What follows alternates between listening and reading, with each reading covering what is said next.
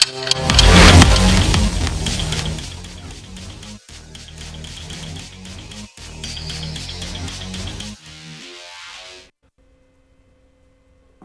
நேயர்களே, சிந்தனை களம் நிகழ்ச்சிக்கு உங்கள் அனைவரையும் அன்புடன் வரவேற்கிறோம். ஓய்வறியாமல் தன்னுடைய காலம் முழுவதும் உழைத்த முத்தமிழறிஞர் கலைஞர் அவருடைய நினைவிற்காக ஒன்றிய அரசாங்கம் 100 ரூபாய் நினைவு நாணயம் நாளை வெளியிட இருக்கிறது. மாண்புமிகு தமிழ்நாடு முதலமைச்சர்களுடைய தலைமையில் மிகச் சிறப்பாக அந்த விழா என்பது சென்னை கலைவாணர் அரங்கிலே நடைபெற இருக்கிறது. தன்னுடைய காலம் முழுவதும் தமிழர் தமிழ்நாடு என்று வாழ்ந்து நிறைந்த முத்தமிழறிஞர் கலைஞர் அவருடைய அந்த நினைவு நாணயத்திலே தமிழ் வெல்லும் என்று அவருடைய கைப்பட எப்போதும் எழுதுவார் அல்லவா, அந்த அச்சு வடிவிலேயே அந்த 100 ரூபாய் நாணயத்திலும் இடம்பெற இருக்கிறது. இந்த 100 ரூபாய் நாணயத்தின் மூலமாக அடுத்த தலைமுறை நாம் தெரிந்து கொள்ள வேண்டிய செய்தி என்ன, அவர் செய்த சாதனைகள் என்ன, எதற்காக அவருக்கு 100 ரூபாய் நாணயம் என்பது மிகச் சிறந்த பொருத்தமாக இருக்கும் என்று பல்வேறு கோணங்களிலே நாம் வாதி கடைபெற்றிருக்கிறோம். இன்றைக்கு நம்முடைய நிகழ்ச்சியிலே திமுகவிலிருந்து கழகத்தினுடைய செய்தி தொடர்பு தலைவர் திரு TKS இளங்கோவன் அவர்கள் இணைந்திருக்கிறார்கள். அதே போன்று மூத்த பத்திரிகையாளர் திரு AS பன்னீர்செல்வன் அவர்கள் இணைந்திருக்கிறார்கள். ஸ்கைப் வாயிலாக காங்கிரஸ் கட்சியினுடைய மூத்த தலைவர் திரு பீட்டர் அல்ஃபோன்ஸ் அவர்களும் இணைந்திருக்கிறார்கள். அனைவருக்கும் வணக்கம். நான் முதல்ல பீட்டர் அல்ஃபோன்ஸ் அவர்களிடம் ஆரம்பிக்க விரும்புகிறேன். பீட்டர் அல்ஃபோன்ஸ் சார், நீங்கள் எப்படி பார்க்குறீங்க? முத்தமிழறிஞர் கலைஞருக்கு 100 ரூபாய் நினைவு நாணயம் நாளைக்கு வெளியிடப்பட இருக்கிறது. எந்த அளவிற்கு ரொம்ப பொருத்தமானது அப்படின்னு நீங்கள் நினைக்கிறீங்க?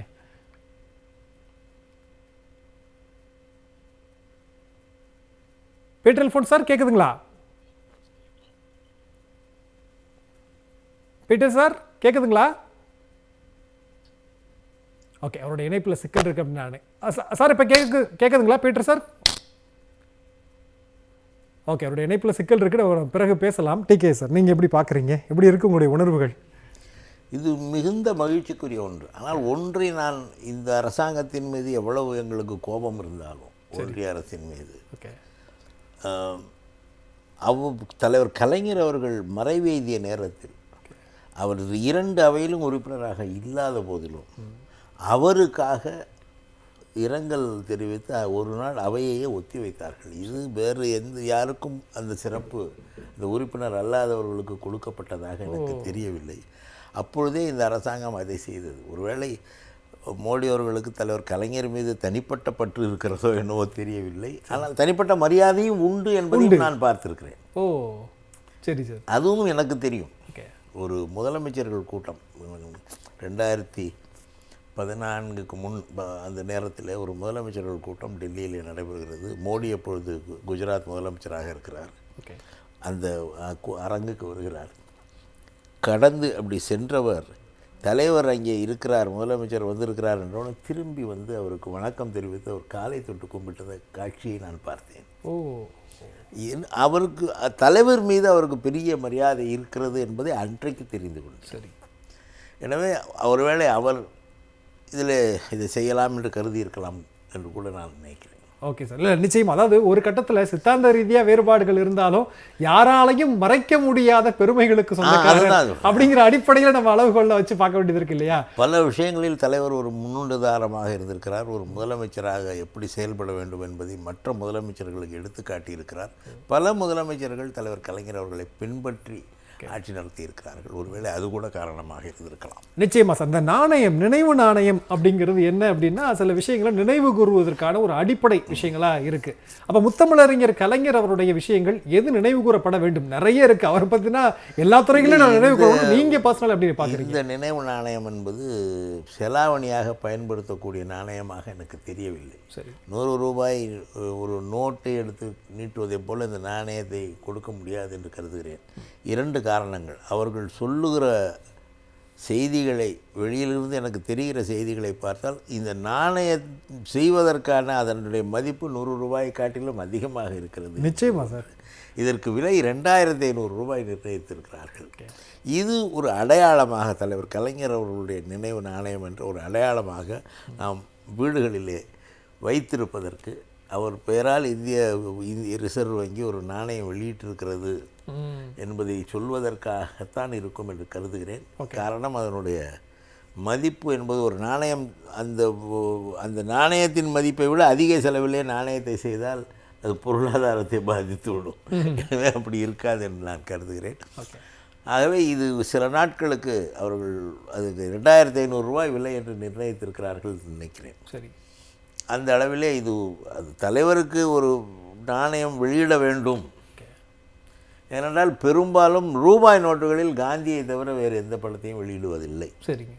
நாணயங்கள் மூலமாக தான் பல தலைவர்கள், அண்ணாவுக்காக இருந்தாலும் பல தலைவர்களுக்கும் நாணயங்களிலே தான் அவர்கள் படத்தை வைத்து வெளியிடுகிறார்கள். அந்த வகையில் இந்த நாணயம் வெளியிடப்படுகிறது என்று நான் கருதுகிறேன். அது தலைவர் கலைஞர் அவர்களுக்கு இதை செய்ய வேண்டும் என்ற எண்ணம் வந்தது தான் பாராட்டுக்குரியது. காரணம், அவர் மிகப்பெரிய தலைவராக இந்திய அரங்கிலே எல்லோரும் ஏற்றுக்கொள்ளக்கூடிய தலைவராக, எல்லோரும் பின்பற்றக்கூடிய ஒரு தலைவராக இருந்தார் என்ற காரணத்தினாலே இதை அவர்கள் செய்கிறார்கள். நிச்சயமா. பன்னீர்செல்வன் சார், அதாவது இந்த 100 ரூபாய் நினைவு நாணயம் அப்படிங்கிற நினைவு நாணயம்னு பொதுவாக நம்ம எடுத்துக்கிட்டோம்னாவே இந்திய அளவில் நிறைய நிறுவனங்களுக்காக, தனிப்பட்ட மனிதர்களுக்காக, அரசியல் தலைவர்களுக்கு வெளியிட்டிருக்கிறாங்க. பட் அதில் இருந்தெல்லாம் தலைவர் கலைஞர் அவர்கள் எந்த அளவுக்கு மாறுபட்டிருக்கிறாங்க, இது எந்த அளவுக்கு ரொம்ப பொருத்தமானது அப்படின்னு நீங்கள் நினைக்கிறீங்க? ரொம்ப முக்கியமானது 1969 அவர் தமிழ்நாட்டுடைய முதலமைச்சராக வந்த அதே காலகட்டத்தில் தான் இந்தியாவில் வந்து ஒரு அரசியல் நெருக்கடி வருது. சரி. காங்கிரஸ் கட்சிக்குள் வந்து ஒரு பிளவு ஏற்படுகிறது. இந்த காங்கிரஸ் கட்சியுடைய பிளவு ஏற்பட்ட போது இந்தியாவுக்கான ஸ்திரத்தன்மையை கொடுத்தது வந்து கலைஞர். நிறைய பேருக்கு வந்து இப்போ அதை மறந்து போச்சு. அந்த 69 ஸ்பிரிட்டில் டிஎம்கேவுடைய 25 எம்பிக்கள் கொடுத்த அந்த ஸ்டெபிலிட்டி இருக்குல்ல, அதனால் நீங்கள் வந்து திரும்ப திரும்ப இந்தியா அப்படின்னு பார்த்தீங்கன்னா கம்மிங் டுகெதர் மாடலுக்கான மிக முக்கிய குறியீடாக கலைஞர் இருக்கார். அந்த கலைஞர்ன்றவர் வந்து என்ன சமயங்கள்லாம் வந்து ரோல் ப்ளே பண்ணியிருக்கார் அப்படின்னு நம்ம பார்த்தோம்னா 69லேருந்தே ஆரம்பிக்குது. பின்னாடி வந்து நேஷனல் ஃப்ரண்ட் கவர்மெண்ட்டை பற்றி பேசுகிறோம், யுனைடெட் ஃப்ரண்ட் கவர்மெண்ட்டை பற்றி பேசுகிறோம், என்டிஏ பற்றி பேசுகிறோம், யூபிஏ பற்றி பேசுகிறோம். அதெல்லாம் வந்து தொலைக்காட்சி வந்த பிறகு நிகழ்ந்த நிகழ்வுகளால் நிறைய பேருக்கு தெரிஞ்சிருது. ஆனால் 69லேயே ஸ்திரத்தன்மைக்கு வந்து அவர் வந்து ஒரு பெரிய ரோல் ப்ளே பண்ணியிருக்கார் அப்படிங்கிறதே மறந்துடுறோம். சரி சரி சரி. ஓகே. அந்த அந்நிய ஸ்பிரிட்டும் போதும் வந்து உங்களுக்கு மிஸ்ஸஸ் காந்தியுடைய கவர்மெண்ட்டுடைய ஸ்டெபிலிட்டிக்கு யார் பாடுபட்டாங்க, அதனால் ஏற்பட்ட மாபெரும் தாக்கங்கள் என்ன, அந்த ஸ்டெபிலிட்டினால் ஏற்பட்ட பேங்க் நேஷனலைசேஷன் ஆகட்டும், மன்னர் மானிய ஒழிப்பாக இருக்கட்டும், அது சாதாரண விஷயங்கள் இல்லை. நீங்கள் வந்து அந்த ஸ்டெபிலிட்டி கூட சில பெரும் மாற்றங்களையும் சட்ட ரீதியாகவும் திட்ட ரீதியாகவும் கொண்டு வந்த ஒரு காலகட்டம் அது. அப்போ இந்த பார்வை, தன்னுடைய ஜனநாயகப்படுத்தும் பார்வை வந்து தேசிய அளவில் மாற்றிய ஒரு காலகட்டம் வந்து 69.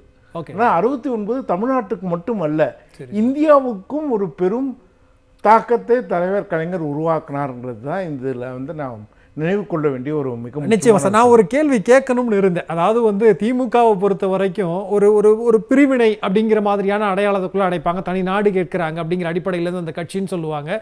அப்படியான தலைவர் 50 வருடங்களாக வழிநடத்தியவர் இந்திய ஒன்றியத்தினுடைய நாணயத்தில் எப்படி இடம்பெறுவது பொருத்தமாக இருக்குன்னு கூட சில பேர் கேட்பதுண்டு. அதற்கான பதிலையே நான் சேர்த்து தான் எடுத்துக்கொள்ள வேண்டியதாக இருக்கு உங்களுடைய பதில்.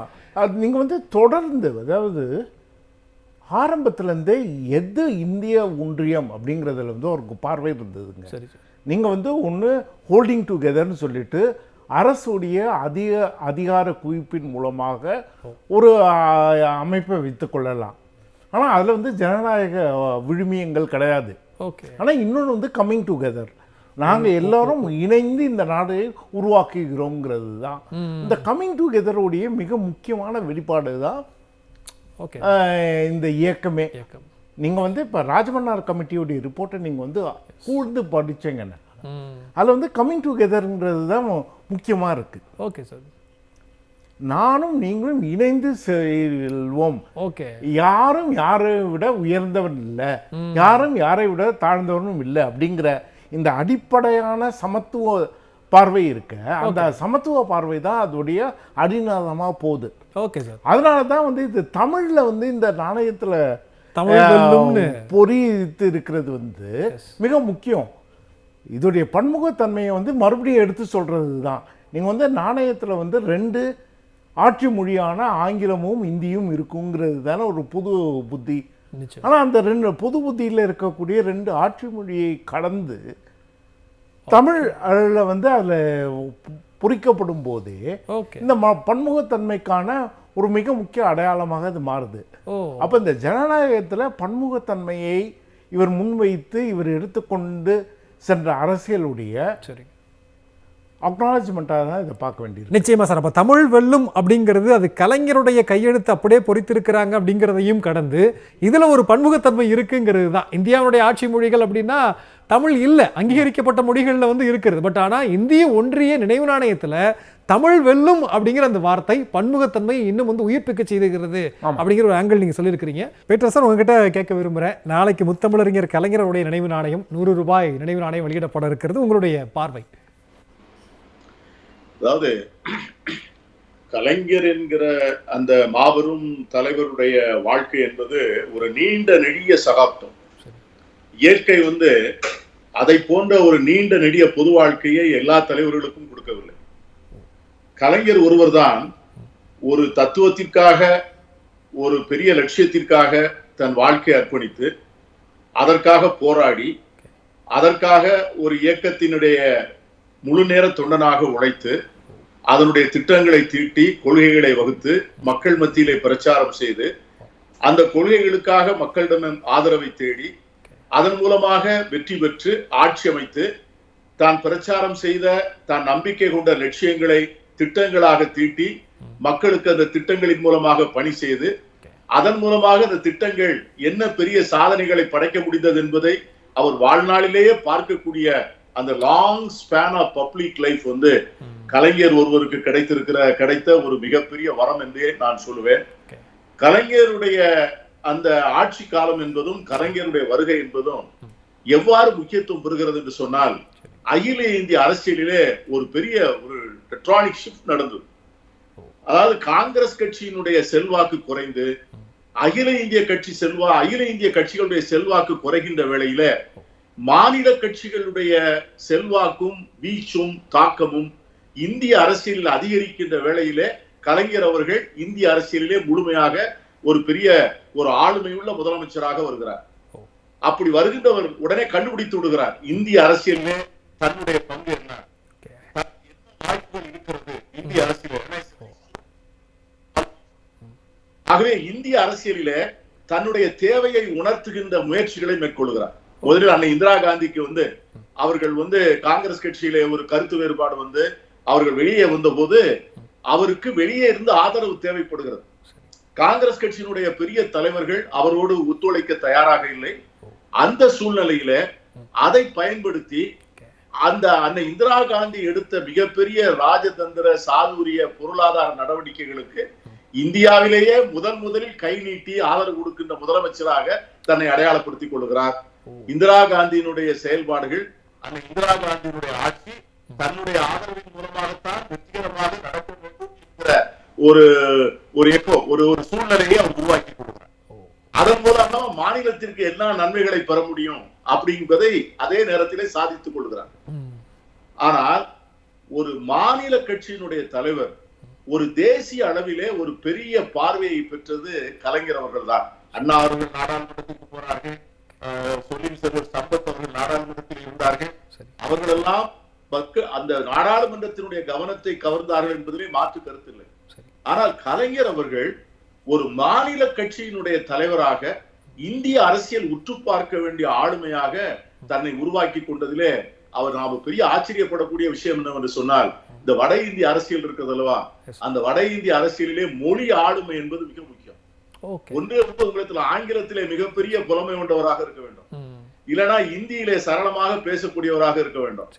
இப்படி இருக்கக்கூடியவர்கள் தான் டெல்லியிலே வந்து தங்களுடைய இருப்பை உணர்த்தி கொள்ள முடியும். ஆனால் கலைஞர் அவர்கள் தன்னுடைய அரசியல் புரிதலால், தன்னுடைய கொள்கை தெளிவால், தன்னுடைய கடுமையான உழைப்பால் இவற்றையெல்லாம் மேற்கொண்டு அகில இந்திய அரசியலிலே தான் ஒரு தவிர்க்க முடியாத சக்தி, தனக்கு ஆலோசனை சொல்லக்கூடிய தகுதி உண்டு, தனக்கு வழிகாட்டக்கூடிய தகுதி உண்டு, தனக்கு இந்திய அரசியலின் புரிதல் இருக்கிறது, ஒன்றிய அரசுடைய சூட்சுமங்களை புரிந்து கொள்ளக்கூடிய சக்தி இருக்கிறது, மாநில உறவுகளும் மத்திய உறவுகளும் எப்படி சிறப்பாக செயல்பட முடியும் என்பதை தான் ஆட்சியின் மூலமாக அதை ஆட்சி செய்து காட்ட முடியும் அப்படி என்பதை எல்லாம் நிரூபித்த காரணத்தினால்தான் இன்னைக்கு வந்து மாநில கட்சிகளிலே மிக அதிகமாக கொண்டாடப்படக்கூடிய தலைவராக கலைஞர் இருக்கிறார். இந்த நாணய வெளியீடு என்பது அதை அங்கீகரிப்பதாகவே தான் நான் பார்க்கிறேன். ஒரு மாநில கட்சி தலைவராக இருந்தாலும் கூட அகில இந்திய அரசியலிலே எப்பொழுதெல்லாம் மாநிலத்தினுடைய இன்ட்ரெஸ்ட், அதனுடைய தேவைகளுக்கு மீறிய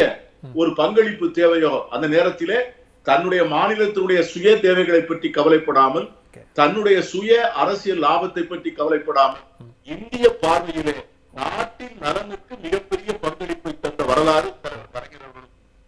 எப்பொழுதெல்லாம் வெளிநாட்டு யுத்தம் வந்ததோ அந்த நேரத்தில் எல்லாம் ஒன்றிய அரசுக்கு மிகப்பெரிய அளவிலே ஒரு பொருள் நன்கொடையை திரட்டி கொடுக்கக்கூடிய முதல் மாநிலமாக இருப்பது தமிழ்நாடு தான் என்கிற அந்த பேட்டை தொடர்ந்து தக்க வைத்துக் கொண்டார். பணம் பெரிதல்ல, அந்த பணத்தை எங்கே வேண்டுமானாலும் பெற்றுக் கொள்ளலாம். ஆனால் அந்த பணத்தை முதலில் கொடுத்து தாங்கள் இந்தியாவினுடைய தென்கோடியிலே இருக்கின்ற நாங்கள் வடக்கே இருக்கிற மாநிலத்திலே இருக்கிற ஒரு எல்லையிலே இருக்கின்ற சண்டையை பார்த்து அது ஏதோ வடக்கே நடக்கிறது என்று கவலைப்படவில்லை.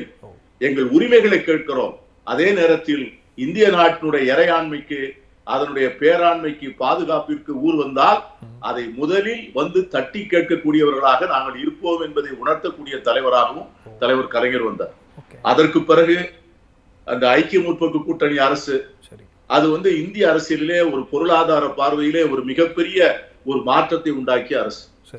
டாக்டர் மன்மோகன் சிங்கினுடைய அரசு.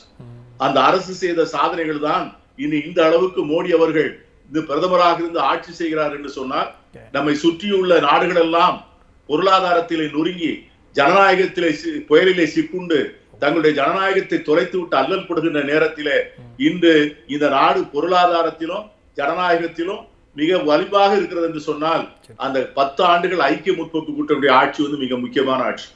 அந்த ஆட்சி கொடுத்த திட்டங்கள் தான், அந்த ஆட்சி செய்த பொருளாதார சீர்திருத்தங்கள் தான், அந்த ஆட்சி செய்த பல்வேறு பொருளாதார அடிப்படை கட்டுமான பணிகள் தான் இது இந்திய பொருளாதாரத்தை தளர்ந்து விடாமல் பாதுகாக்கின்றன.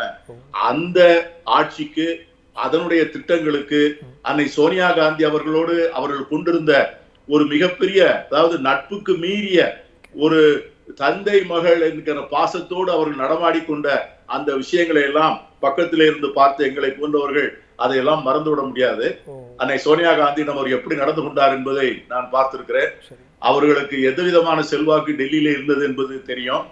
அந்த ஐக்கிய முற்போக்கு கூட்டணி அரசுடைய திட்டங்களை தீட்டுவதிலே அவருடைய பங்களிப்பு என்ன, அந்த அரசு எவ்வாறு மாநில உரிமைகளை பாராட்டக்கூடிய அரசாக அதை உருவாக்கியதிலே கலைஞருடைய பங்களிப்பு என்ன, இதெல்லாம் இந்த 10 ஆண்டு கால சாதனை என்பது மிகப்பெரிய சாதனை. ஆகவே இந்த கலைஞர் அவர்கள் அதே நேரத்திலே ஒன்றிய அரசிலே தனக்கு இருக்கிற செல்வாக்கை வைத்து ஒரு மாநிலத்திற்கு என்ன நன்மைகளை செய்ய முடியும் என்பதையும் தன்னுடைய ஆட்சி காலத்தில் வாழ்ந்து காண்பித்தார். இன்னைக்கு தமிழ் செம்மொழி என்கிற அந்த அங்கீகாரத்தை முதலில் ஒரு மாநில மொழி பெற்றது என்று சொன்னால் தமிழ் மொழிதான் அதற்கு எல்லா மொழிகளுக்கும் வழிகாட்டுதலாக அமைந்தது. அந்த பெரும் பயனை செய்து கொடுத்தவர் டாக்டர் கலைஞர் அவர்கள். அந்த வகையில வரலாற்றால் சரித்திரத்தால் என்றுமே மறக்க முடியாத ஒரு மாபெரும் தலைவராக நினைவில் கொண்டிருக்கிற அவருக்கு இன்றைக்கு இந்திய அரசு ஒரு நாணயத்தை வெளியிடுவதன் மூலமாக தன்னுடைய கடமையை செய்திருக்கிறது என்றுதான் சொல்லுவேன். இந்த நாணயத்தால் அவருக்கு பெருமை இல்லை, அவரால் இந்த நாணயத்திற்கு பெருமை என்பதுதான் உண்மை. நிச்சயமா சார், ரொம்ப அழகா சொன்னீங்க. இதுல என்ன ஒரு கேள்வி அப்படின்னா, இந்திய ஒன்றியத்துல ஒரு ஆட்சியினுடைய ஸ்திரத்தன்மைக்கு முதல்ல ஒரு மாநில அரசாங்கத்தினுடைய ஆதரவு தேவை அப்படிங்கிற இடங்கள்ல மிக ரொம்ப அழுத்தமா தன்னுடைய செயல்பாட்டை நிரூபித்தவர் அப்படிங்கிறதா எனக்கு அடிப்படையான ஒரு கேள்வி. ஒரு தேசிய கட்சியை சார்ந்த பீட்டர் அல்போன்ஸ் சார், இதை எப்படி பாக்குறீங்கிறதா? ஒரு தேசிய கட்சிக்கு இன்னொரு மாநில கட்சியினுடைய ஆதரவு தேவையாங்கிற ஒரு நிலைமை இருக்கலாம், தேவைப்பட்டிருக்கலாம், ஆனா சிந்தனை ஒரு மாதிரி இருந்திருக்கும் இல்லையா? அப்ப அந்த இடத்த நீங்க எப்படி பாக்குறீங்க? அதாவது இன்றைக்கு இருக்கக்கூடிய காலகட்ட யதார்த்தத்திலே தேசிய கட்சிகள் மாநில கட்சிகளுடைய மாநிலங்களுடைய உணர்வுகளை, தேவைகளை முழுமையாக புரிந்து கொள்ள முடியாது. அப்படி முழுமையாக புரிந்து கொண்டாலும் கூட அதற்கான தீர்வுகளை கண்டுகொள்ளக்கூடிய நிலையிலே இன்றைக்கு தேசிய கட்சிகள் இல்லை. இன்னைக்கு பிரச்சனைகள் it's become a competitive federalism. அதாவது முதலீடுகளுக்கு, திட்டங்களுக்கு, நிதி ஒதுக்கீடுகளுக்கு ஒன்றோடு ஒன்று போட்டி போடுகிற மாநிலங்கள். ஒரு மாநிலத்திற்கு எது சாதகமாக இருக்கிறதோ, அது ஒரு நல்லதாக தெரிகிறதோ, அது இன்னொரு மாநிலத்திற்கு பாதகமாக தெரிகிறது. அந்த சூழ்நிலையில தேசிய கட்சிகளுக்கு ஒரு லிமிடேஷன் வந்துடும். ஒரு இடத்துக்கு மேல அது நகல முடியல. மாநில கட்சிகள் தான் மக்களுக்கு நெருக்கமாக இருந்து அந்த மாநிலத்து மக்களுடைய உணர்வுகளை பிரதிபலிக்கக்கூடிய கட்சிகளாக மாநில கட்சிகள் மாறி போன காரணத்தினால் மாநில கட்சிகளுடைய செல்வாக்கை இனிமேல் தேசிய கட்சிகள் ஏற்றுக்கொள்ள வேண்டும். இப்போதுமே எப்படிப்பட்ட ஒரு சூழ்நிலை வர வேண்டும் என்று சொன்னால், மாநில உணர்வுகளை புரிந்து கொண்டு சரி அதன் நியாயத்தை ஏற்றுக்கொண்டு அகில இந்திய பார்வையோடு அணுகுகின்ற தேசிய கட்சிகளும் தேசிய அரசியலுடைய நிர்பந்தங்களை புரிந்து கொண்டு தேசத்தினுடைய தேவையை புரிந்து கொண்டு தேச பார்வையோடு அதை அணுகுகின்ற மாநில கட்சிகளும் ஒன்றாக இணைவதுதான் வரக்கூடிய நாட்களுக்கு சரியான அரசியல் பாதையாக இருக்கும். அந்த வகையில தான் இன்று ராகுல் காந்தி அவர்கள் அதை உணர்ந்தவராக இருக்கிறார். மாநிலங்களுடைய தேவைகள் என்ன, மாநிலங்களுடைய உரிமைகள் என்ன, மாநிலங்களுடைய அடையாளங்கள் என்ன, கலாச்சாரங்கள் என்ன, மொழிகளின் பெருமை என்ன, இவற்றையெல்லாம் ஏற்றுக்கொண்டு பாராட்டி பாதுகாக்கிற தேசிய கட்சி தான் இனிமேல் இந்தியாவை ஒன்றாக இணைக்க முடியும். இவைகளை ஒன்றாக இணைக்க முடியாமல் நான் சொல்கிற ஒரே நாடு, ஒரே மொழி, ஒரே கட்சி, ஒரே தலைவர் என்று பேசுகிற கட்சிகளால் இனிமேல் இந்தியாவை கட்டி காக்க முடியாது. ஆகவேதான் அகில இந்திய கட்சி எப்படி இருக்க வேண்டும் என்பதற்கு இன்றைக்கு ராகுல் காந்தி வழிகாட்டுகிறார். மாநில கட்சி எப்படி இருக்க வேண்டும் என்பதற்கு நம்முடைய முதலமைச்சர் தளபதி அவர்கள் வழிகாட்டுகிறார். இதை போன்ற இரண்டு பேரும் இணைந்து செல்கின்ற, ஒருவரைக்கு ஒருவர் புரிந்து கொள்ளுகின்ற ஒரு தேசிய அரசியலும் மாநில அரசியலும் ஒன்றுக்கொன்று எதிராக இல்லாமல் ஒன்றுக்கொன்று ஆதரவாக இருந்து அணுகுகின்ற அந்த முறைதான் எதிர்கால இந்தியாவை பாதுகாக்கும். அந்த வகையில தான் நான் பார்க்கிறேன். மாநில கட்சிகள் என்பது தனித்தீவாக இயங்கிவிட முடியாது. தேசிய கட்சிகள் என்பது தனித்தீவாக இயங்கிவிட முடியாது. தேசிய கட்சிகள் நாடு முழுவதும் சென்று மக்களை தொட வேண்டும் என்றால் மாநில கட்சிகளுடைய கரங்களும் கால்களும் தேவை.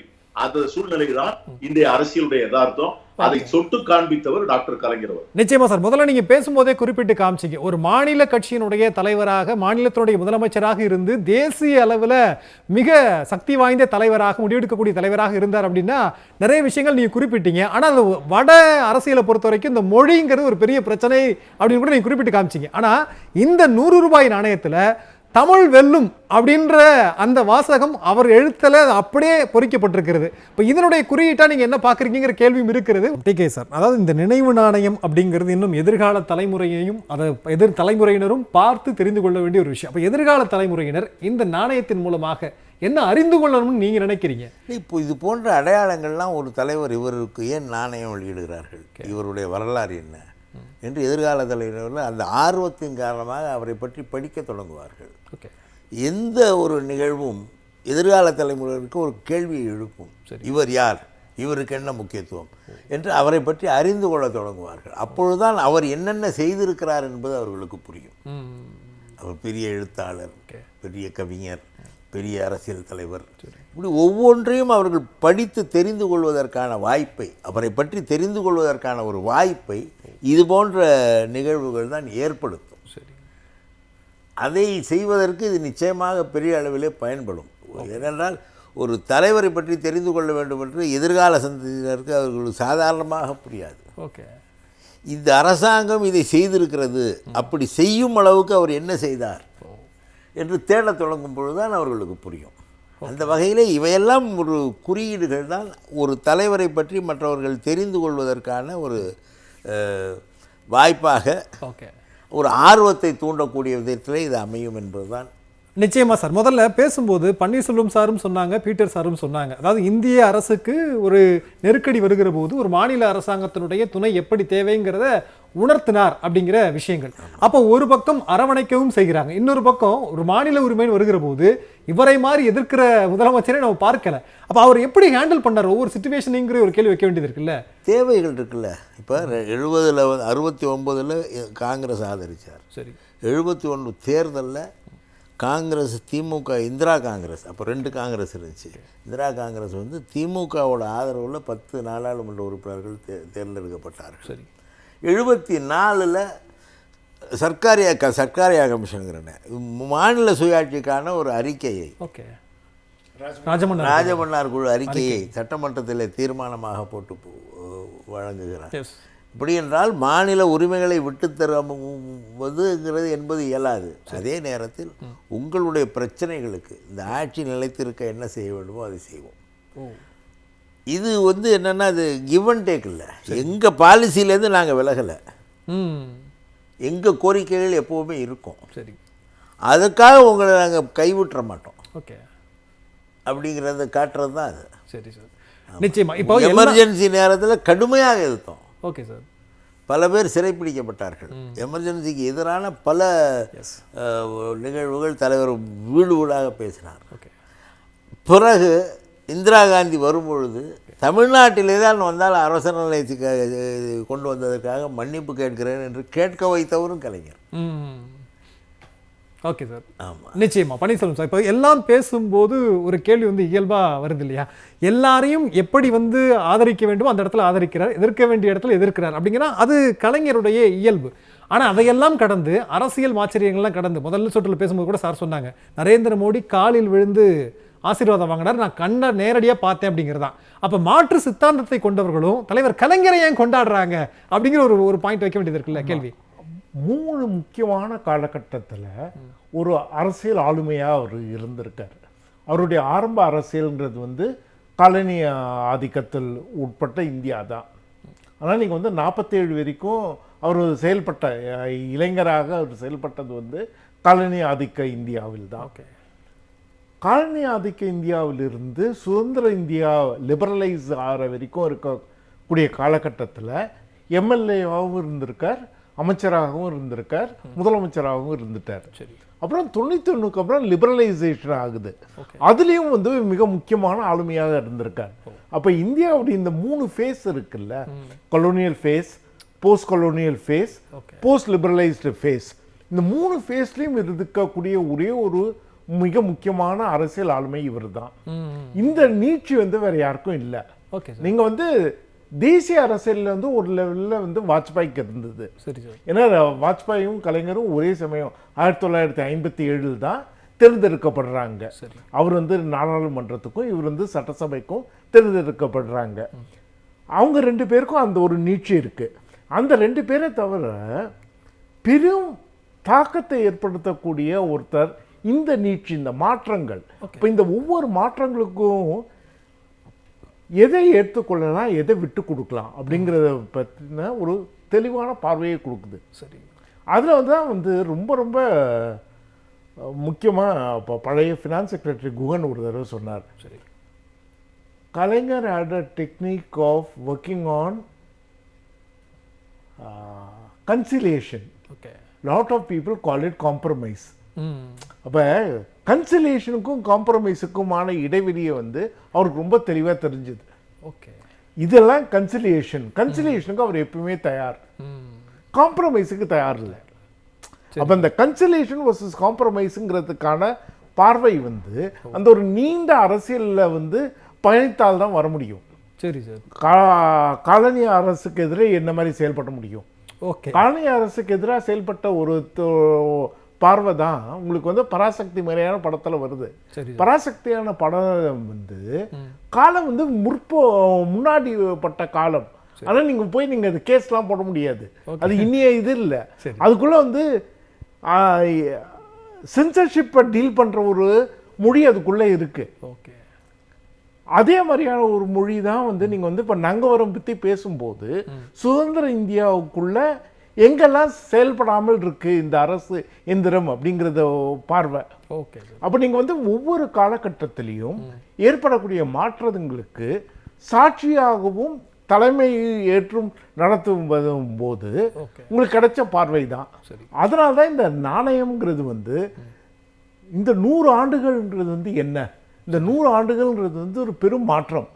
காலனிய ஆதிக்கத்தில் உட்பட்ட ஒரு நாடு சுதந்திரம் அடைந்து பிறகு லிபரலைஸ் ஆகி மாறி இருக்கு. சரிங்க. தமிழ்நாடு பற்றி பேசும்போது ஒரு தடவை விபி சிங் கூட பேசும்போது சொன்னது தான், நாங்கள் மண்டல் கமிஷனுக்கு கொண்டு வருவதற்கு திமுக எங்களுக்கு உதவியாக இருந்தது சொன்னபோது சில பேர் கேட்டாங்க எப்படின்னு. திமுகனால எனக்கு எம்பிக்கள் கிடைக்கல, ஆனால் திமுகனால எனக்கு பார்வை கிடைச்சது. Okay, right. சரி சார். நாங்கள் மண்டல் கமிஷன் கொண்டு வரும்போது திமுகனால எங்களுக்கு பெருசாக எம்எல்பிக்கள் எண்ணிக்கை கிடைக்கல, சரி, ஆனால் திமுகனால எங்களுக்கு பெரும் பார்வை கிடைச்சது. அந்த பார்வை பின்னாடி உச்ச நீதிமன்றம் மண்டல் கமிஷனை உறுதி செய்யும் போது இருக்கக்கூடிய அந்த மொழி இருக்கு, அந்த மொழி திமுகவிலிருந்து வரக்கூடிய ஒரு மொழி தான். ஓ, சரி சரி. ஆனால் இதை நீங்கள் தனித்தனியாக பார்க்க முடியாது, ஒரு இன்டர்லாக்கிங்காக பார்க்கும்போது தான் இந்த ரூபாய் அப்படிங்கிறது ஒரு 100 ஆண்டுகளுடைய குறியீடு மட்டும் அல்ல, இது நம்மளுடைய வரலாற்றின் குறியீடு. நம்ம என்ன பாதையில வந்தோம், எங்கே ஆரம்பிச்சோம், இன்னைக்கு எங்க வந்திருக்கோம். Okay sir. திரும்ப திரும்ப என்ன சொல்றோம், தமிழ்நாடுடைய சோஷியல் இண்டிகேட்டர்ஸ்லாம் நல்லா இருக்கு, எங்களுக்கு GER அங்க இருக்கு, எங்களுக்கு வந்து இவ்வளோ பேர் விமன் பார்ட்டிசிபேஷன் இருக்கு ஒர்க் ஃபோர்ஸ்லாம் சொல்றோம். இதை எப்படி புரிஞ்சு கொள்றது? இதை சாத்தியப்படுத்தியது யார்? சரி சார். அந்த சாத்தியப்படுத்தியது வந்து காத்துல பண்ணல, சரி, திட்டங்களை செயல்படுத்துவதற்கான ஒரு அரசு வந்து மாநிலங்களாக மட்டும் இல்லாமல் ஒன்றிய அரசு வந்து நினைச்சா காலி பண்ணிட முடியும். சரி சார். காலி பண்ண விடாம அந்த நெகோஷியேட் பண்ணிட்டே இருக்கிற ஒரு விதம் இருக்குல்ல, அது முக்கியம். சரி சார். விலை கொடுக்காம இல்லை, 2 முறை டிஸ்மிஸ் ஆன ஆட்சிங்கிறது வந்து மறக்கக்கூடாது. ஆனால் விலை கொடுக்காமலாம் இல்லை. சரி சார். நிறைய பேர் வந்து என்ன நினைக்கிறாங்கன்னா, இன்னைக்கு வந்து நம்மளுடைய வெற்றிகளை பற்றி பேசுகிற காலகட்டத்தில் இதுக்கு வந்து ஏதோ விலை கொடுக்காம, நிறைய விலை கொடுத்து தான் வந்திருக்கோம். கண்டிப்பாக அந்த விலை கொடுத்ததன் மூலமாக கிடைத்த விஷயம் என்னென்னா, காம்ப்ரமைஸ்க்கும் கன்சிலியேஷனுக்குமான அந்த மிக முக்கியமான கோடு. எந்த காரணத்தை கொண்டும் காம்ப்ரமைஸ் கிடையாது, ஆனால் எல்லா காலத்திலையும் கன்சிலியேஷனுக்கு இடம் உண்டு. Okay sir. அப்போ அவர் சொன்னார்ல, இந்த மாநில கட்சிகளுக்கும் தேசிய கட்சிகளுக்கும் இருக்கக்கூடிய அந்த பேலன்ஸ், அந்த பேலன்ஸுங்கிறது வந்து என்ன? காம்ப்ரமைஸ் வர்சஸ் கன்சிலியேஷன் தான். கன்சிலியேஷன்னா வந்துருவாங்க மாநில கட்சிகள், நீங்க காம்ப்ரமைஸ் பண்ணுன்னா வரப்போறது இல்லை. நிச்சயமா சார். அப்போ நீங்க சொல்றது ரொம்ப அழகா சொன்னீங்க. அந்த 100 ரூபாய் நாணயம்ங்கிறது தலைவர் கலைஞர் அவருடைய நூற்றாண்டு மட்டுமல்ல, இந்திய நூற்றாண்டினுடைய அடையாளம் அப்படிங்கிறது. அது அரசியலா பார்க்கலாம், பல்வேறு கோணங்கள்லையும் நம்ம வந்து அணுகலாம், மாநில உரிமைங்கிற அடிப்படையில் அணுகலாங்கிற சொன்னீங்க. ரொம்ப அழகா பேசலாம். பீட்டர் சார், நான் ஏற்கனவே உங்கள்கிட்ட கேட்டது தான், அந்த மொழி அரசியல் அப்படிங்கிறது வந்து தேசிய அளவில் ஒரு பெரிய ரோலை வந்து பிளே பண்ணுது. அதுல கலைஞர் அவருடைய அந்த நூற்றாண்டு நினைவு நாணயத்தில் தமிழ் வெல்லும் அப்படிங்கிற இந்த வார்த்தை இடம் பிடித்திருக்கிறது. அதை நீங்க எப்படி பாக்குறீங்க? அதுல வந்து நான் வந்து எனக்கு நேர்ந்த ஒரு தனிப்பட்ட ஒரு அனுபவத்தை வந்து அந்த இடத்துல சொல்றது பொருத்தமா இருக்கும்னு நினைக்கிறேன். Please sir. அதாவது கலைஞர் அவர்கள் நினைவு தப்பி இருந்த நேரம், சரி, ஆட்களை அடையாளம் காண முடியாது, யாரிடமும் பேசுவதில்லை, அப்படிலாம் இருந்த நேரத்துல ஒரு 10 நாட்களுக்கு ஒரு முறை அவரை சென்று பார்க்கக்கூடிய ஒரு வாய்ப்பை வந்து நம்முடைய முதலமைச்சர் போய் நீங்க ஒரு வாரத்துக்கு ஒரு பார்த்துட்டு வாங்க, 10 நாளைக்கு ஒரு போய் தலைவரை பாருங்கன்னு சொல்லுவாரு. நான் பக்கத்துல கோபாலபுரத்துல பக்கத்து வீட்டுல தான் இருந்தேன், அடுத்த 2 தெரு தள்ளி. ஆகவே எப்பொழுதெல்லாம் நேரம் கிடைக்குதோ அப்பெல்லாம் வந்து சண்முகா என்று சொல்லி மேல போய் அவரை பார்த்து கொண்டே இருப்பேன். அவர் இப்படி பார்த்து கொண்டே இருப்பார். முகத்துல வந்து ஒரு புன்முறுவல் வருகிற மாதிரி இருக்கும். அது சிரிக்கிறாரா, என்ன சொல்ல விரும்புகிறாருன்னு ஒண்ணும் தெரியாது. அப்போ ஒரு நாள் வந்து சண்முகநாதன் சொன்னாரு, அவர்கிட்ட வந்து நீங்க பேசுங்க, ஏதாவது எழுத சொல்லி கேளுங்க அப்படின்னு சொன்னார். உடனே ஒரு பக்கத்துல வந்து அப்போ ஈரோடு தமிழன்பன் அவரும் வந்திருந்தாரு, அவரும் நானும் தான் உட்கார்ந்துருந்தோம். அப்படி உட்கார்ந்து இருக்கும் போது நான் தலைவர்கிட்ட, ஆனா இதுல வந்து கையெழுத்து போட்டு கொடுங்கன்னு சொன்னோடனே ஈரோடு தமிழன்பன் கையில் இருக்க புத்தகத்தை கொடுத்தாரு. நீங்க நம்ப மாட்டீங்க, உடனே அந்த புத்தகத்துல வாங்கி அவர் ஏதோ எழுதினாரு. என்ன எழுதினாருன்னு பார்த்தா தமிழ் வெல்லும், இதே வார்த்தை. புத்தகம் என்ன தமிழன் மட்டும் இருக்கு. எனக்கு வந்து ஒரு நிமிஷம் நான் அப்படியே ஆடி போனேன். அதாவது அவர் என்ன செய்யறாரு, என்ன நினைவு இருக்கிறது, அதெல்லாம் ஒண்ணுமே தெரியல, யார்கிட்டையும் பேசுறதும் இல்ல, எந்த விதமான வந்து ஒரு இதுவும் இல்லை. ஆனால் அந்த நேரத்தில் கூட அந்த எழுதுகின்ற ஒரு வாய்ப்பு வருகின்ற போது அந்த தமிழை பற்றித்தான் சிந்திக்கக்கூடிய அந்த வாழ்க்கைக்கு கிடைத்திருக்கிற வெகுமதி தான் இந்த நாணயத்துல இருக்கிற இந்த வார்த்தை என்று நான் எண்ணுகிறேன். அதாவது என்னைக்குமே பாத்தீங்கன்னா, any commitment, any loyalty, any unflinched hard work will never go unrewarded. ஆகவே இது ஒரு பெரிய வரலாற்று பதிவு.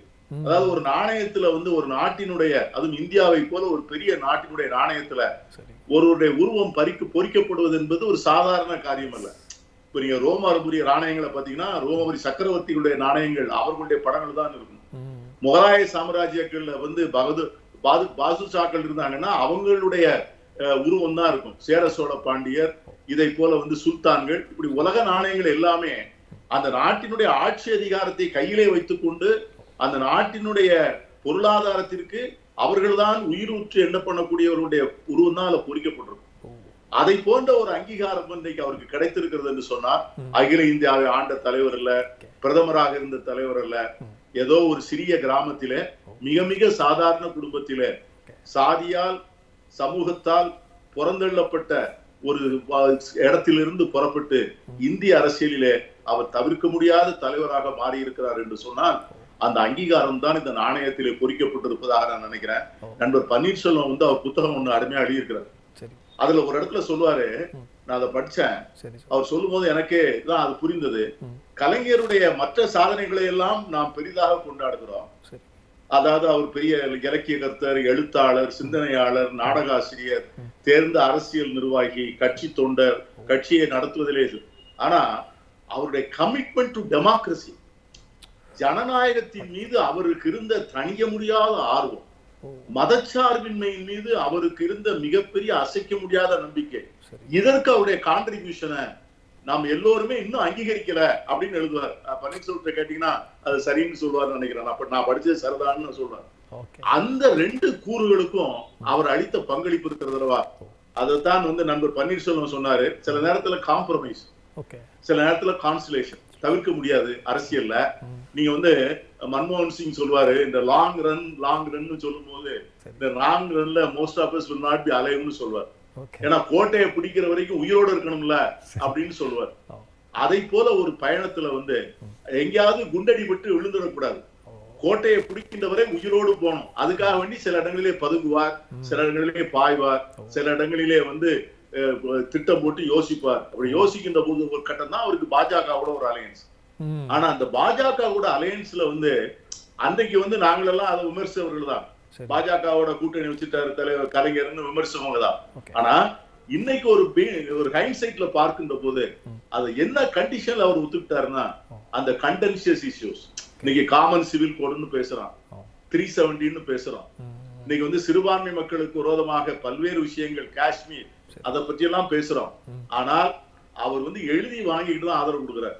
இதை பற்றி எல்லாம் பேச மாட்டேன்னு சொல்லு, இதை பற்றி எல்லாம் பேசுவதாக இருந்தால் ஆதரவு இல்லைன்னு சொல்லு. ஏன்னா ஜனநாயகத்துல யாரையும் தவிர்த்து விட முடியாது என்பதை நன்றாக உணர்ந்திருந்தார்.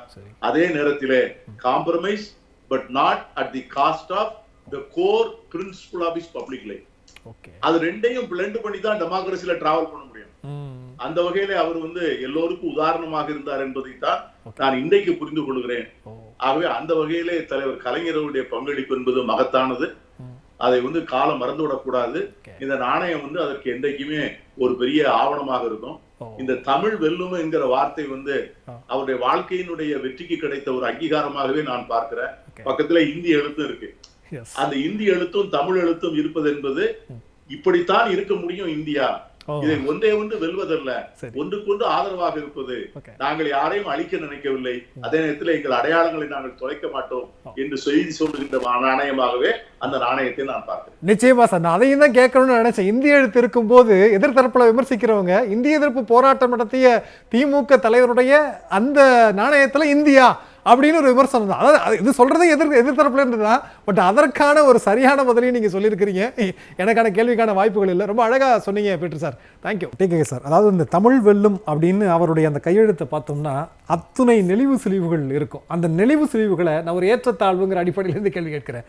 அவர் காணாத ஏற்றமும் இல்லை, தாழ்வும் இல்லை. அவருடைய மனநிலை எப்படி இருந்தது? ஒரு தலைவருக்கான தகுதியா சொல்லுவாங்க எப்போதுமே மன உறுதியோடு இருக்கணும் அப்படின்னு. அவர் எப்படி இருந்தார்? நீங்களாம் அருகிலே இருந்து பார்த்தவர்கள், அந்த அடிப்படையில் கேட்கிறேன். அது இயல்பாகவே ஒரு பெருமை அவருக்கு உண்டு. ஏனென்றால் இது எனக்கு தெரிந்து இந்திய மொழியில் இல்லை, உலக மொழிகளில் கூட சமத்துவத்தை, செம்மொழி என்று ஒரு 5-6 மொழிகளை சொல்லுவோம். நான் மறுபடியும் வலியுறுத்தி சொல்வது, செம்மொழி என்று ஒரு 5-6 மொழிகளை சொல்லுவோம். இந்த 2000 ஆண்டுகளுக்கு முன்னாலே இலக்கியம் உள்ள மொழிகள் என்பது கிரேக்க மொழியோ, லத்தீன் மொழியோ, அதே போல் ஹீப்ரூ மொழியோ, அரபு மொழியோ, நீங்கள் வடமொழியோ எடுத்துக்கொண்டால், பெண்பார் புலவர்கள் என்று கவிஞர்கள், அறிஞர்கள் இருந்த ஒரே மொழி தமிழ் மொழி. சரி சார். அப்படின்னா ஆண் பெண் சமத்துவமும் நிலவியது. 43 பேருடைய பாடல்கள் சங்க இலக்கியங்களில் இருக்கின்றன. ஒரு பெண் கவிஞருக்கு மரியாதை. 2 மன்னர்கள், அவர் சொல்லதை கேட்டு ஔவையார் போய் தூது போய் 2 மன்னர்களிடையே போரை நிறுத்தியது பார்த்தோம். இப்படி எல்லா இடங்களிலும் ஒரு சமத்துவத்தை உணர்த்திய மொழி தமிழ் மொழி. ஏனென்றால் இதை ஒரு மொழி என்ற பெருமையை தாண்டி சரி அந்த மொழி எத்தகைய பண்பாட்டை இங்கே கொண்டிருந்தது என்பதையும் பார்க்கும் பொழுது நமக்கே இயல்பாக ஒரு பெருமை வரும். அது அவருக்கு வந்தது. சரி பல விஷயங்களில் அவர் ஒன்றுமில்லை. ஒரு கோவில், திருவையாறிலே ஒரு கோவில், திருவையாறு கச்சேரி உங்களுக்கு தெரியும். ஒரு மிகச்சிறந்த பாடகர், தமிழிலே பாடக்கூடியவர் எம் தண்டபாணி தேசிகர்.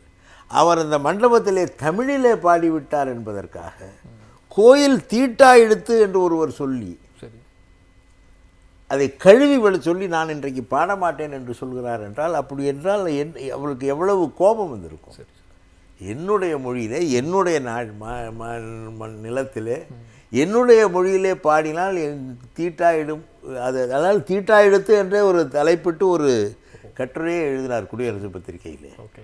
இது அந்த நம்முடைய மொழி மீது உள்ள மரியாதை, அதை யாராவது குறைக்க நேரும்பொழுது நமக்கு மீண்டும் அந்த கோபமும் சேர்ந்து வரும். இயல்பாக ஒரு மொழியை பிரச்சாரம் செய்வது, ஒரு மொழியை பற்றி பின்பற்றுவது என்பதை தாண்டி இதன் எதிரிகள் யார் என்று பார்க்கும்பொழுது கோபமும் சேர்ந்து வரும். அந்த உணர்வு அவர்தான் அதை முதல்ல எழுதினவர், தீட்டா எடுத்துங்கிறத. சரி சார். இதெல்லாம் அவருக்கு அந்த இது தமிழ் கடைசியில் வெல்லுங்கிற அந்த எண்ணத்தை உண்டாக்கி இருக்கலாம். தமிழ் வெல்ல வேண்டும் என்ற ஒரு மனதில் இருந்த ஆசை கூட தமிழ் வெல்லும் என்பதை எழுத வைத்திருக்கலாம். நிச்சயமா. பீட்டர் சார் வந்து சொன்னாங்க, பன்னீர்செல்வம் சார், அதாவது வந்து நீங்கள் எழுதின அந்த அடிப்படையிலேருந்து அவர் ஒரு ஆங்கிள் புரிஞ்சுக்கிட்டேன் அப்படிங்கிறதா. அப்போ டோட்டலாக நமக்கு ஒரு கேள்வி, முத்தமிழறிஞர் கலைஞர் அவர்களை நம்ம நிறைவாக தான் கொண்டாடி இருக்கிறோமா, இல்லை கொண்டாடாமல் விட்டு இடங்கள் அப்படிங்கிற ஒன்று இருக்கிறதா அப்படிங்கிற கேள்வி வைக்க வேண்டியது இருக்குல்ல. ஒரு சுருக்கமான பதிலை எதிர்பார்க்குறேன் ப்ளீஸ். ரொம்ப முக்கியங்க. இவங்கெல்லாம் வந்து அவருடைய கடைசி மிக முக்கியமான படைப்பு கூட இன்வால்வ் ஆனாங்க. அது ராமானுஜர். சரி. ராமானுஜரை பற்றி எழுதுகிற காலகட்டத்தில் அவர் போய் சந்திக்கும் போது கேட்குறோம், நீங்கள் எதுக்கு ராமானுஜர் பண்ணுறீங்க? இந்திரா பார்த்தசாரதியுடைய ராமானுஜர் வந்து நல்லா தானே இருக்குது, சரி நாளை காலையில் வா பேசுவோம். இதுக்குள்ளே வேறு யாரும் வந்துட்டாங்க. மறுநாள் காலையில் போனோம். இந்திரா பார்த்தசாரதியுடைய ராமானுஜர் முக்கியமான ராமானுஜர். அவர் வந்து ஏற்றத்தாழ்வுகளை அறிவால் புரிந்து கொண்டார். என்னுடைய ராமானுஜர் ஏற்றத்தாழ்வுகளை வலியால் புரிந்து கொண்டவையா. அந்த அறிவால் புரிந்து கொண்டதுக்கும் வலியால் புரிந்து கொண்ட அந்த கேப் இருக்குல்ல, அதுக்குள்ள அவ்வளவு உலகம் இருக்கு. அந்த உலகம் இருக்கிறதுனால தான் அவர் சொன்னார்ல ஜனநாயக மாண்பு. இந்த ஜனநாயக மாண்புங்கிறது வந்து நெகட்டிவ் நியூஸ் சொல்றதுக்கு போறதுக்கான இடம் கொடுக்கறது தான்.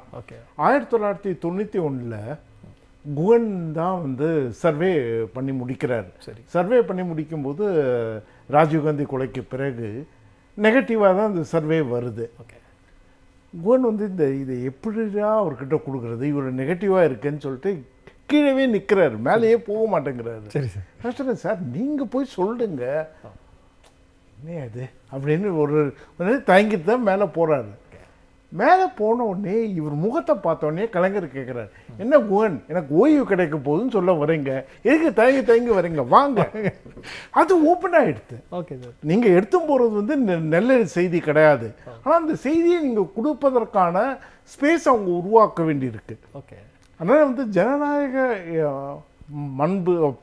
மாண்புங்கிறது கஷ்டமான விஷயங்களுக்கான ஸ்பேஸை உருவாக்குறதுல தான் இருக்கு. ஓகே. அந்த ஒரு வார்த்தை இருக்குல்ல, குவன் எனக்கு ஓய்வு கிடைக்க போகுதுன்னு சொல்ல வரீங்க, எதுக்கு தயங்கி வரீங்க, வாங்க. ஓகே. அது எந்த அளவுக்கு ஸ்பேஸ் ஓப்பன் ஆச்சு. நிச்சயமா சார். ஏன்னா உங்கள் சர்வே வந்து நீங்கள் தோக்க போகிறீங்கன்னு வருது, அதை நீங்கள் சொல்லணும். சரி. நீங்கள் யாருக்கும் அது வந்து ரொம்ப எளிமைப்படுத்திடுறாரு, ரொம்ப இயல்பாக்கி ஃப்ரெண்ட்லியாக. சொல்லுங்கள் சார்.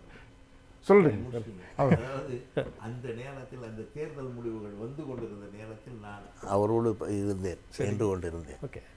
ஒருவர் தொலைபேசியிலே கூப்பிட்டு, ஒரு தலைவர் அவரிடம், நீங்கள் வெற்றி பெற்று விட்டீர்கள் ஐயா, உங்களுக்கு வாழ்த்துக்கள் என்று சொல்கிறார். அவர் மட்டும் வெற்றி பெற்றிருந்தார். அந்த தொலைபேசியை வைத்துவிட்டு என்னிடம் சொன்னார், ஆளே ஆத்தோட போயிட்டான், தொப்பி பதக்குதுன்னு ஒருத்தர் ஃபோன் பண்ணுறாங்க. இந்த அவ்வளவு பெரிய தோல்வியிலும் இந்த நகைச்சுவை உணர்வு அவருக்கு இருந்திருக்கிறது. நான் வியந்து போனேன். சரி. ஆளே ஆத்தோட போயிட்டான், தொப்பி மிதக்குதுன்னு ஒருத்தர் ஃபோன் பண்ணி இன்னைக்கு எல்லாருமே அவரோட நேரடியா அனுபவம் பேசினவங்க, நிறைய விஷயங்கள் வெளியே இருக்கு, கேட்டுட்டே இருக்கிறது போலதான் இருக்கு. பீட்டர் சார், ரொம்ப சுருக்கம், அதாவது நீங்களும் முரண்பட்டு நின்றவர் தான் அவரோட. அவரை அதிகம் நீங்கள் புரிந்து கொண்டது முரண்பட்டு இருந்த போதா இல்ல அவரோட நெருக்கமாக இருந்த போதா? சுருக்கமா ப்ளீஸ். அவரோட முரண்பட்டு இருப்பது என்பதே வந்து ஒரு பெரிய பாக்கியம் தான் நான் நினைப்பேன். முரண்படுறதா? நான் சட்டமன்றத்திற்குள்ள போகும்போது ரொம்ப இள வயது. ஓகே. நான் வந்து ஃபர்ஸ்ட் டைமர். சரி. அப்போ வந்து அசம்பிளியில வந்து தினசரி அவரை வந்து ஏதாவது சொல்லி அவருக்கு போய் தகராறு பண்றது, சரி, அவரை கேள்வி கேட்கிறது, அவரை வந்து இடைஞ்சலுக்குள்ள நெருக்கடிக்குள்ளாக்குறது, இது எப்படிங்கிறத ஆராய்ச்சி பண்றது. கலைஞரை கொண்டு போய் எப்படி ஒரு டைட் ஸ்பாட்ல வைக்கிறது, கலைஞரை எப்படி பதில் சொல்லாம வைக்க முடியும், இத வந்து நைட் பூரா படிச்சு குறிப்பெடுத்துட்டு போனா காலையில ஒரே வார்த்தையில அப்படியே அடிச்சு நம்மள முடிச்சுடுவார். அவர் வாதத்துல வந்து அவரை வெற்றி பெறவே முடியாது. ஆனா என்னன்னு கேட்டீங்கன்னா, நம்மை வந்து அவர் புரிந்து கொண்ட விதம் இருக்கிறது அல்லவா, நெஞ்சுக்கு நேராக எதிர்க்கின்ற போது அவருடைய அணுகுமுறையை நான் பார்த்தேன். சட்டசபையில காலையில வருவாரு, வந்த உடனே கேட்பாரு யாரெல்லாம் பேச போறான்னு கேட்பாரு. திராவிட முன்னேற்ற கழக பட்டியல் கொடுப்பாங்க, அவங்களுக்கு கொஞ்சம் நேரம் உண்டு, ஏன்னா ஆளுங்கட்சி. எதிர்கட்சி வரிசையில யாரெல்லாம் அவர் பார்த்த உடனே என்ன செய்வார்னா, எங்களை மாதிரி ஆட்கள் தயாரிப்போடு வரக்கூடியவர்கள் இருந்தாங்கன்னா உடனே திமுகவில் இருக்கிற ஒரு பேரை 2 பேரை அடிச்சுட்டு சபாநாயகர்கிட்ட இந்த பேரெல்லாம் பீட்டர்ட்ட கொடுத்துருங்க, இந்த இடத்த இந்த டைமை பீட்டர்ட்ட கொடுங்க பாரு. நான் எதிர்த்துதான் பேச போறேன்னு தெரியும், கிரிட்டிக்கலா அனலைஸ் பண்ணுவாங்கன்னு தெரியும். அந்த அந்த அந்த ஜனநாயக பண்பு இருக்குது இல்லவா, அதுதான் இன்னைக்கு நம்ம நெஞ்சில வந்து நிக்குது. அது அகையில வந்து அவருடைய ஆளுமை வந்து ஒரு பிரம்மாண்டமான ஒரு ஆளுமை. அவருக்கு வந்து நேற்றுங்கிறதே கிடையாதுங்க. நேற்று நடந்தது எல்லாத்தையும் மறந்துடுவார். இன்றைக்கு என்ன நாளைக்கு என்ன, நேற்று உங்களை அப்படி பேசினா அந்த தலைவரை, நேற்று உங்களை தரக்குறைவா விமர்சிச்சான், நேற்று அப்படி இருந்தான் இப்படி இருந்தான், எப்ப அப்படி, இன்னைக்கு என்ன சொல்லு, நாளைக்கு எப்படி போகணும், அப்படித்தான். நேற்று பேசினவன் வந்து அண்ணன் அப்படின்னு வந்துட்டாருன்னா உடனே ஒரு சீட்டை போட்டு உட்கார வச்சு அவருக்கு 2 வார்த்தை சொல்லி, அந்த எதிரிகளே இல்லாமல் வந்து எதிரிகளையும் நண்பராக்கி பயணம் செய்த அந்த வாழ்க்கை கலைஞருடைய மகத்தான வாழ்க்கை. நிச்சயமா சார், நீங்க சொன்ன அந்த ஒட்டுமொத்த அந்த கடைசியில நீங்க நிறைவு செய்த அந்த வார்த்தையினுடைய அடிப்படையில நானும் அணுகிறேன். சித்தாந்தத்தினுடைய அடிப்படையில பாஜக இருந்தாலும் ஏன் நினைவு நாணயம் வெளியிடுறாங்க அப்படிங்கிற விஷயங்களையும் அதோட நான் பொருத்தி பார்க்கிறேன். ரொம்ப அழகா சொன்னீங்க 3 பேரும். இன்னும் பேசணுங்கிற ஒரு விருப்பம் இன்னொரு சந்தர்ப்பத்தில் நிச்சயமா நம்ம பேசுவோம். நிகழ்ச்சியில் பங்குண்ட விருந்தினர் அத்தனை பேருக்கும் மிக்க நன்றி. நேரில் மீண்டும் ஒரு நிகழ்ச்சியில் சந்திக்கலாம். நன்றி, வணக்கம்.